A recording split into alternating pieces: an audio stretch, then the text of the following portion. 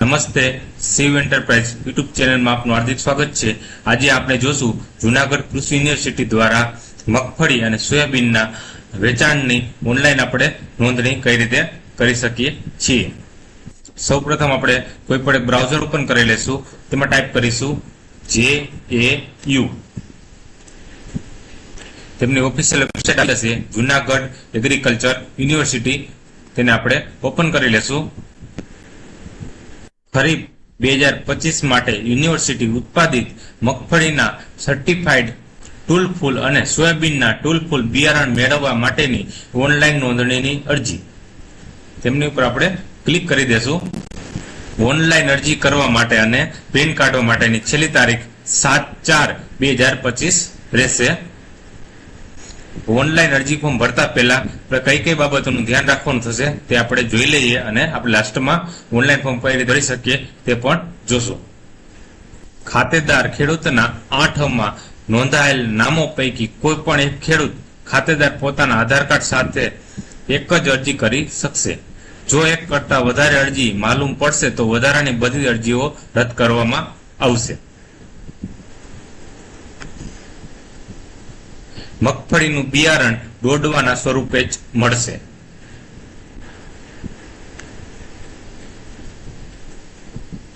મગફળી અને સોયાબીનના બિયારણની નોંધણી માટેની અરજી ફક્ત ઓનલાઈન જ સ્વીકારવામાં આવશે, ઓફલાઈન સ્વીકારવામાં આવશે નહીં।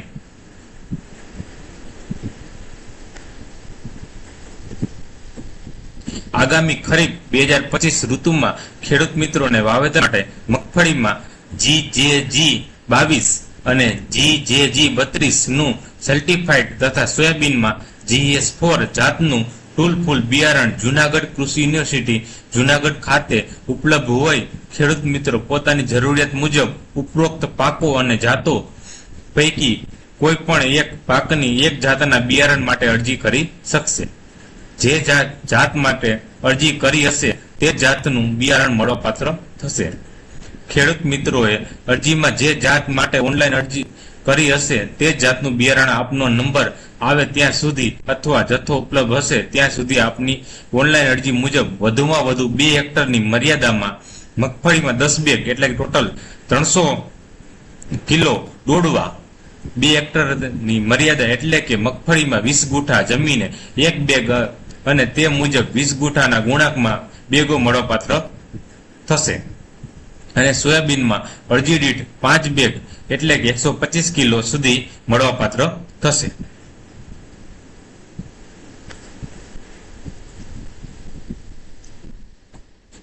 મગફળી અને સોયાબીનના બિયારણનું વિતરણ seed hub godown university gate number 3 બીજ વિજ્ઞાન અને તકનીકી વિભાગ કૃષિ મહાવિદ્યાલય જૂનાગઢ કૃષિ યુનિવર્સિટી જૂનાગઢ ખાતેથી કરવામાં આવનાર છે।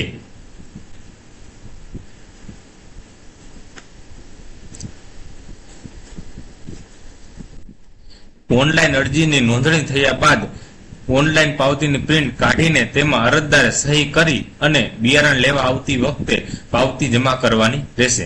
તેમજ મગફળીના બિયારણ લેતી વખતે અરજીમાં દર્શાવેલ પુરાવા જેવા કે આધાર કાર્ડની નકલ, જમીનનો 8 આનો તાજો અસલ દાખલો જે 6 મહિના જૂનો દાખલો ચાલશે નહીં, બેંકની પાસબુકની પ્રથમ પાનાની નકલ, અરજદારનો ખાતા નંબર અને બેંકનો IFSC કોડ નંબર વચાય તેવો જોઈએ। અરજીની પહોંચ સાથે રજૂ કરવાના રહેશે।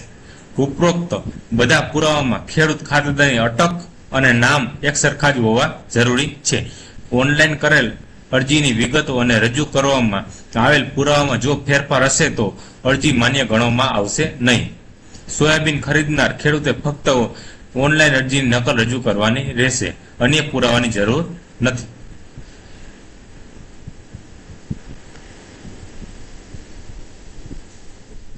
બિયારણ ખરીદી માટે ખેડૂત મિત્રોને ફાળવવામાં આવેલ તારીખે જ બિયારણ મળશે, એટલે કે ખેડૂત મિત્રોને જે તારીખ બિયારણ લેવા આવવા માટે ફાળવવામાં આવે તે તારીખે જ લઈ જવાનું રહેશે, અન્યથા તે તારીખ બાદ ખેડૂત મિત્રની અરજી અમાન્ય ગણવામાં આવશે અને તે ખેડૂતને ત્યારબાદ બિયારણની ખરીદી લાભ આપવામાં આવશે નહીં।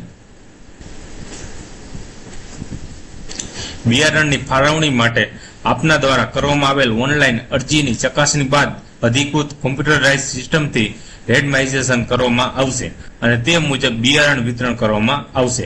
પાછળથી કોઈ પણ દાવો ગ્રાહ્ય રાખવામાં આવશે નહીં કે સ્વીકારવામાં આવશે નહીં.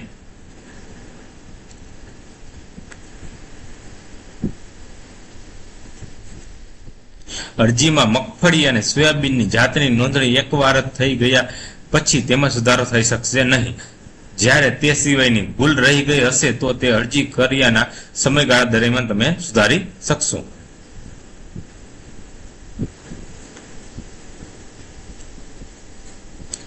અત્રેના વિભાગ ખાતેથી પ્રાપ્ત થયેલ બિયારણની યોગ્ય સંપૂર્ણ ખરાઈ બેગ ખોલી ચેક કરીને જ લઈ જવું. તેમજ જો બિયારણમાં કોઈ પણ પ્રશ્ન હોય તો ત્યારે જ બિલ બનાવેલ તારીખે તે જ દિવસે અત્રેની કચેરી જાણ કરવી.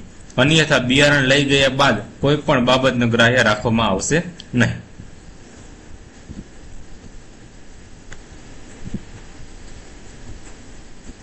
અત્રેના વિભાગના ગોડાઉન ખાતેથી બિયારણની બેગને પોતાના વાહનમાં ભરવાની ચડાઈ કરવાની સંપૂર્ણ જવાબદારી બિયારણ લેવા આવેલ વ્યક્તિની રહેશે.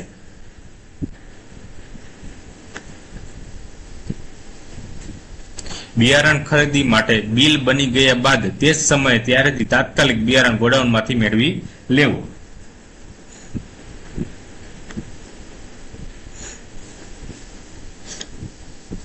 અત્રેની કચેરી ખાતેથી બિયારણના જથ્થાની ઉપલબ્ધિ મુજબ ખેડૂતોના હિતને ધ્યાનમાં રાખી તે મુજબ બિયારણની બેગનું વિતરણ કરવામાં આવશે. બિયારણની બેગના વિતરણમાં ખેડૂતોની સંખ્યાને ધ્યાનમાં રાખી જરૂરી વધારો ઘટાડો કરવાની સત્તા આ કચેરીના વડાની રહેશે.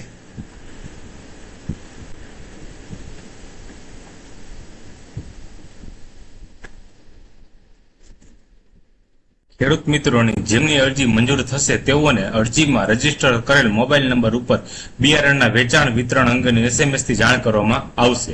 ઓનલાઈન અરજીમાં રજીસ્ટર કરેલ મોબાઈલ નંબર પર DND એક્ટિવ હશે તો તે ખેડૂતને બિયારણ ખરીદીનો SMS મળતો નથી. તો જે ખેડૂત મિત્રોના મોબાઈલમાં આ સુવિધા હોય તો તેને દૂર કરવી.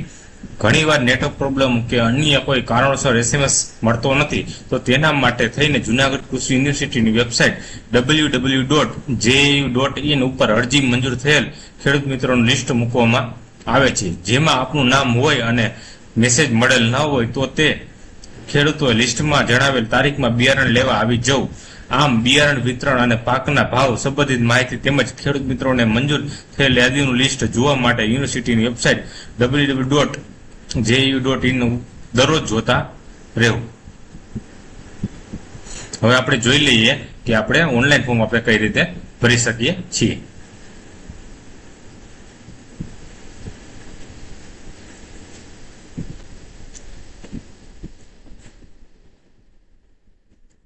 ઓનલાઈન ફોર્મ ભરાઈ ગયા પછી જો આપણે ફરીથી પ્રિન્ટ કાઢવી તો આ જગ્યા ઉપર ક્લિક કરવાનું થશે અને કોઈ પણ ઓનલાઈનમાં ભૂલ હોય તો સુધારો કરવા માટે આ જગ્યા પર ક્લિક કરવાનું થશે.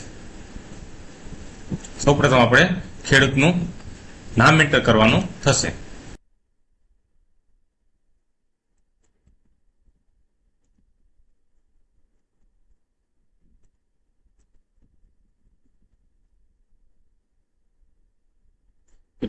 આધાર કાર્ડ નંબર એન્ટર કરવાનો થશે.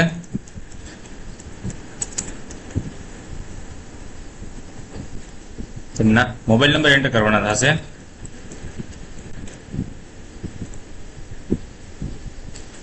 ફરી પાછા મોબાઈલ નંબર એન્ટર કરવાના થશે. જો ઈમેલ આઈડી હોય તો તમે એન્ટર કરી શકો છો, ફરજિયાત નથી. જે ફરજિયાત વસ્તુ છે તેમની પાછળ અહીંયા લાલ કલરની ખુદડીનું નિશાન હશે. હવે તમારે બિયારણ કયું જોઈએ છે તે પસંદ કરવાનું થશે. મગફળી છે કે સોયાબીન. આપણે સોયાબીન સિલેક્ટ કરી લઈએ છીએ. બેંકનું નામ એન્ટર કરવાનું થશે.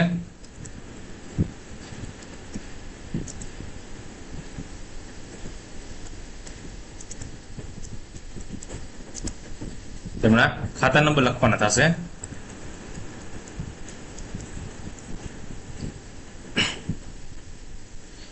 બેંકનું બ્રાન્ચનું નામ લખવાનું થશે.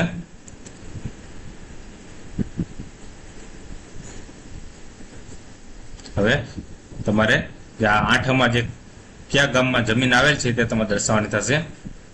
જિલ્લાનું નામ આપણે સિલેક્ટ કરવાનું થશે. તાલુકાનું નામ સિલેક્ટ કરવાનું થશે, ગામનું નામ સિલેક્ટ કરવાનું થશે, ખાતા નંબર લખવાના થશે, ફરી પાછા ખાતા નંબર લખવાના થશે.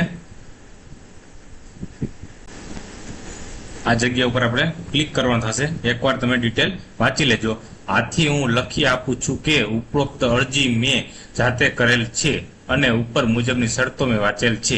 બિયારણ લેવા સમયે અરજી તથા અરજીમાં દર્શાવેલ આધારોની નકલ રજૂ કરવા હું બંધાવ છું. જે બાજુમાં કેપ્ચા આપેલ છે તે એન્ટર કરવાના થશે અને આપણે સબમિટ ઉપર ક્લિક કરવાનું થશે. બિયારણ માટેની માહિતી માટે આ નંબર ઉપર કોલ કરવાનો થશે, જે તમને નંબર દર્શાવેલ છે. ફોર્મ ભરતી વખતે તકનીકી મુશ્કેલી આવે તો આ નંબર ઉપર કોલ કરવાનો થશે. તો આ નંબર ઉપર તમે કોલ કરી શકો છો.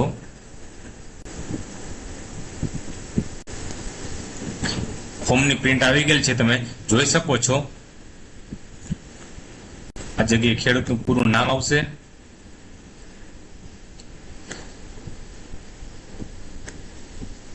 ક્યુ બિયારણ માટે અરજી કરેલ છે તે દર્શાવેલ હશે, 8 પ્રમાણની વિગત હશે, બેંકની વિગત હશે અને મોબાઈલ નંબર હશે. આ જગ્યાએ તમારો અરજી નંબર લખેલ હશે, કઈ તારીખ અરજી કરેલ છે અને કયા સમય અરજી કરેલ છે તે તમને દર્શાવશે.